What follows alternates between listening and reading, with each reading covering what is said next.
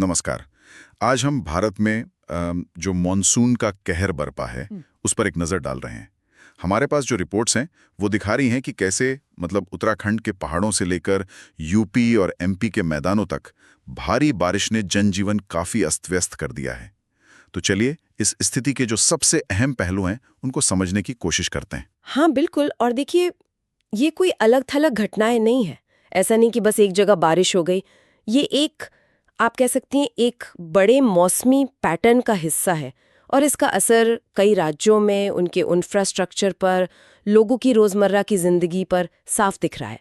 और ये हमें सोचने पर मजबूर भी करता है कि हम इन हालातों से निपटने के लिए कितने तैयार हैं। सही कह रही हैं। तो शुरुआत पहाड़ों से करते हैं।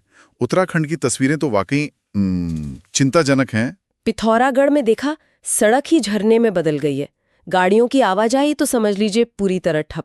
हाँ, मैंने देखी वो तस्वीरें, भयानक है। और देहरादून में भी वो नाला उफान पर है, पानी सीधा रिहायशी बस्तियों में घुस गया है। फिर जम्मू कश्मीर की राजौरी का हाल, सड़कें तालाब जैसी लग रही हैं। देखिए, पहाड़ों में जब इतनी तेज बारिश होती है ना, तो उसका सीधा नतीजा होता है अचानक आने वाली बाढ़ और भूस्खलन भी, लैंडस्लाइड्स। और इसका असर सिर्फ वहीं तक नहीं रुकता।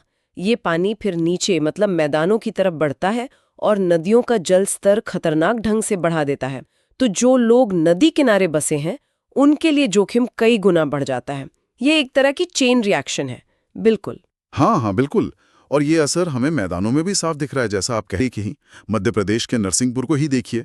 नदी वहां पूरे उफान पर है, प्रशासन लगातार चेतावनी भी दे रहा है, लेकिन लगता है लोग मानने को तैयार नहीं।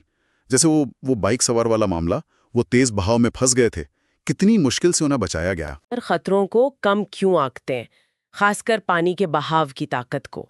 ये सिर्फ आम लापरवाही है, या शायद जोखिम की हमारी समझ, या फिर हर साल आने वाले मानसून के प्रति एक तरह की, वो क्या कहते हैं, आदत सी हो गई है? इस पर भी सवाल उठता है। बिल्कुल। और उत्तर प्रदेश में तो स्थिति और भी जटिल लग रही है। वाराणसी में देखिए, गंगा का जलस्तर बहुत तेजी से बढ़ रहा है, घाट डूब रहे हैं।